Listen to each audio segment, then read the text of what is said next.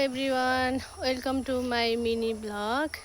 म चाहिँ आज नुवाकोटको बट्टार भन्ने ठाउँमा छु। यो चाहिँ मेरो दिदीको घर हो र उहाँ हुनुहुन्छ मेरो दिदी। हामी चाहिँ दिदीबहिनी दिदीको करेसाबारीमा साग टिप्न आएको छौँ। फर्सीको मुन्टा, करेला दिदी खोज्दै हुनुहुन्छ। रमाइलो छ गाइजहरू आजको दिन नुवाकोटतिर। चाहिँ मकै गाडीभित्र पसेर तरकारीहरू खोज्दै हुनुहुन्छ। म चाहिँ यहाँ साइडमा बसेर दिदीको करेसाबारी देखाउँदैछु। म चाहिँ एक्जाम दिनको लागि नुवाकोट आएको छु। नुवाकोट आएर म दिदीको घरमा छु। अबको 10-12 दिन चाहिँ म यही नुवाकोटतिरै बस्छु गाइज। दिदीले चाहिँ टिप्नु भएको करेला अनि के छ खै दिदी, काँक्रो। अब फर्सीको मुन्टा चाहिँ हामी टिप्न नै बाँकी छ। चिप्ले भेन्डी यस्तो रमाइलो छ। हामी कति दाम तरकारी, चिप्ले भेन्डा,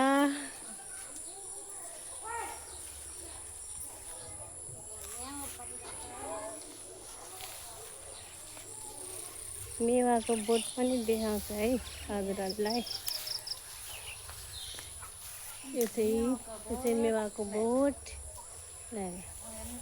तर गाउँ पहिलाको यो मेवाको बोट अहिले त जताततै पाउँदैन नि है। यो चाहिँ मेवा, शुद्ध अर्ग्यानिक मेवा। तरकारी टिपिसकेर चाहिँ अब हामी चाहिँ माथि पकाउन जाँदैछौँ। दिदी जान घरभित्र छिर्न तयार हुनुहुन्छ। यहाँ चाहिँ दिदीको घरमा कुखुरा पनि पालेको छ। यस्तो रमाइलो छ मेरो दिदीको घर। साँच्ची नै रमाइलो छ। आज म धेरै खुसी छु दिदीको घरमा आएर 10-12 दिन बस्न पाउँदाखेरि गाइज। हामी चाहिँ तल तरकारी टिपेर दिदीको घरको कौसीमा आछौँ। कौसीमा चाहिँ दिदीको यहाँ कौसी खेती भन्नुपर्छ यसलाई पनि। यहाँ ड्राइगन फ्रुट,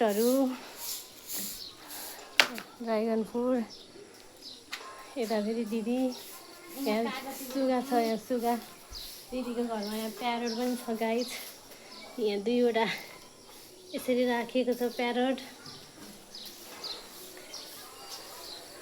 यता यसरी छ दिदीको करेसाबारी। माथि चाहिँ के छ? ए माथि पनि दिदी देखाउँदै हुनुहुन्छ। माथि नै ड्राइगन फ्रुट छ। यहाँ पनि छ माथि दिदीको कौसी पनि, माथिल्लो कौसीमा पनि ड्राइगन फ्रुट छ। हाम्रो चाहिँ यस्तो रमाइलो ठाउँहरू देख्न पाइन्छ। यो बट्टार बजार एरिया हो। By by guys.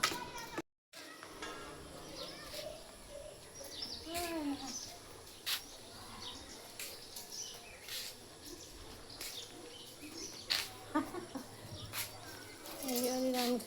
प्यारोट पनि राम्रोसँग देखिएको थिएन। कहाँ हो लुगा सिलाउने ठाउँ चाहिँ?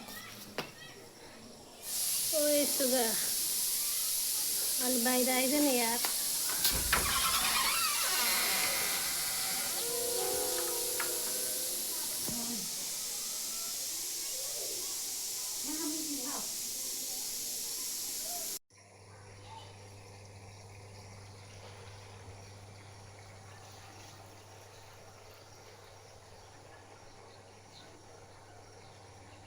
यहाँ चाहिँ एउटा प्यारोट छ। एउटा चाहिँ भित्र बसिरहेको छ, एउटा चाहिँ बाहिर निस्केको छ। यहाँ 2वटा यसरी गुण छ प्यारोटहरूको।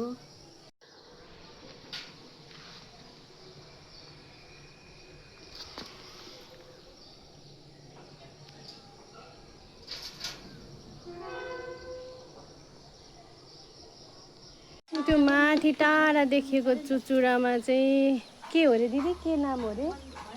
भैरवी थान मन्दिर हो। यो पहाड देखिएको ठाउँमा चाहिँ यहाँबाट देखिन्छ। यो निकै नै रमणीय ठाउँ छ। यदि कोही कसैलाई जान इच्छुक हुनुहुन्छ भने आउन सक्नुहुन्छ।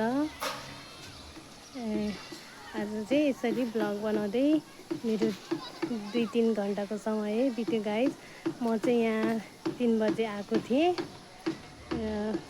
आउँदाखेरि चाहिँ म सङ्गम चोकमा झरेँ अनि दाइले मलाई रिसिभ गर्नुभयो र घरमा लिएर आइदिनु भयो। म अनि दिदीको घरमा भ्लग बनाउँदै बसिरहेको छु।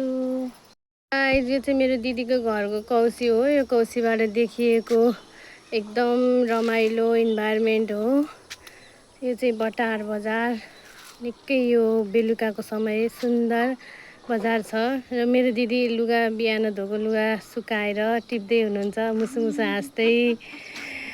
र म चाहिँ भ्लग बनाउँदैछु। मेरो चाहिँ यो पहिलो भ्लग हो। खासै राम्रो बनाउन नआए पनि अलिअलि प्र्याक्टिस गरिरहेको छु। यो चाहिँ म नुहाइधुवाइ गरेर बसिरहेको छु किनभने गर्मी छ नि त यहाँ धेरै।